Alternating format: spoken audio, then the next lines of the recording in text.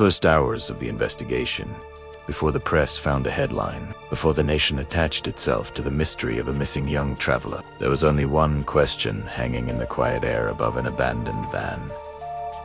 Why didn't she come home? The story begins on a lonely strip of desert highway, where dust carried the echo of someone's last footsteps, and the sun drew long, unforgiving shadows across a vehicle that should never have been left behind. And beneath that, stillness buried deep lay the weight of a truth someone tried to outrun. From here, we step back. Not far, but just enough to trace the thread that led to that silence. Her name, changed for this reenactment, is Ava Merrin, 22 years old. A wanderer with a camera always dangling from one hand and hope clinging stubbornly to the other. She believed that the road healed all things. She believed movement could cure doubt.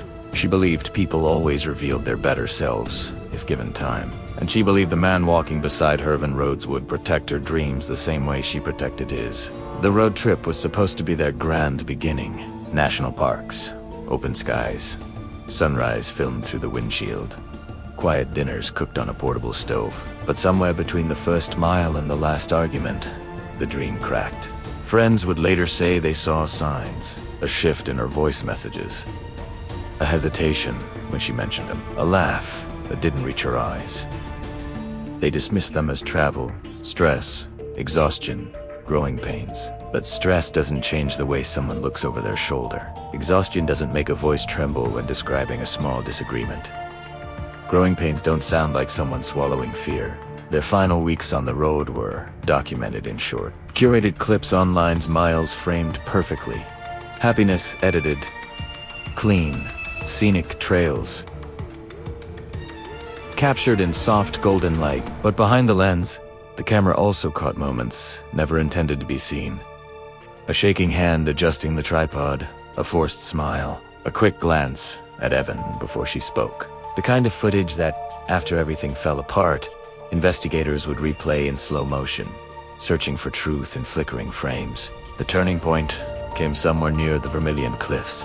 A desert windstorm had pushed sand across the road, forcing them to stop for the night in an empty pullout. That evening, as the sun sank behind rust-colored rock, neighbors camping nearby reported hearing raised voices sharp enough to cut through the stillness, followed by a long stretch of silence, heavy enough to smother the night. Witnesses recalled seeing Ava sitting alone on a patch of gravel, knees pulled to her chest, wiping her face with the sleeve of her jacket.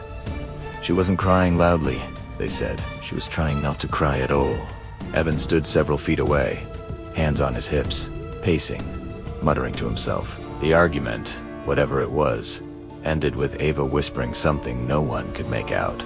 But they remembered how she said it soft, trembling, as if she feared the sound of her own voice might provoke something she could no longer control. The next morning, they left the campsite early. Neither smiled. Neither spoke to anyone. Later that week, the van returned from the road alone. That was the first red flag. A vehicle arriving home without its passenger. A man stepping out quietly, locking the door. Carrying nothing but a look of exhaustion, he tried to pass off as ordinary. But the neighbor saw the tension in his shoulders. They saw him avoid questions. They saw him close the blinds and retreat into the house as though he feared the daylight itself. When her family reported her missing, the weight of the case shifted suddenly. What began as a check-in request turned into a multi-state investigation, propelled by a mother-s intuition and a father-s unshakable certainty that his daughter would never disappear voluntarily. Detectives noticed inconsistencies in Evan's timeline moments, where his voice faltered, where his gaze drifted, where his answers stretched seconds too long. "Tell us again," the lead investigator asked during the first interview, leaning forward under the low hum of fluorescent lights.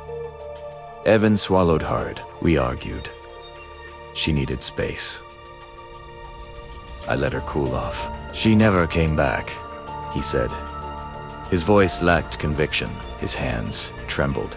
His jaw tightened every time he exhaled. Stillness filled the room, calculated, intentional, suffocating. And the detective simply stared, waiting for truth to surface, like a body rising through dark water. Outside the interview room, the search intensified. Drones scanned ravines. Volunteers combed riverbanks. Rangers checked every mile of trail. Each hour made the silence heavier. Each day tightened the knot. around the version of events Evan tried to protect. Eventually, a breakthrough came from a couple who decrossed paths with the Vandays earlier parked on the edge of a valley, door half open, as if someone had walked away quickly, leaving behind whatever peace they once had. Their testimony placed Evan and Ava at the center of a remote stretch far from campgrounds, far from help, far from any reason to stop unless something had gone terribly wrong. When the search team finally reached the area, they moved in measured steps, every rustle of grass and scrape of stone amplified by the fear of what they might find. And then, under a pale morning sky, they found the first sign, a scrap of fabric caught on a sagebrush branch, the same color Ava had been wearing in her last photo. From there, the trail unfolded like a grim confession. 40 yards farther, they found footprints, scattered, uneven, as if someone had stumbled, as if someone had run, as if someone had fallen.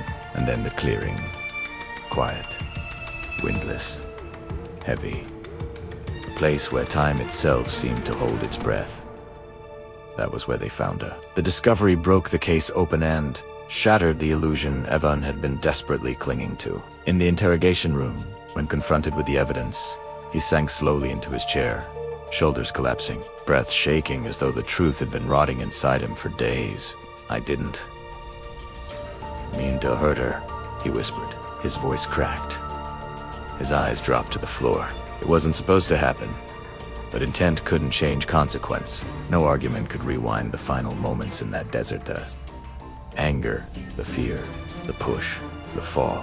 No apology could restore the breath she lost in those last seconds. As detectives listened, their faces remained still, illuminated by a single dim lamp.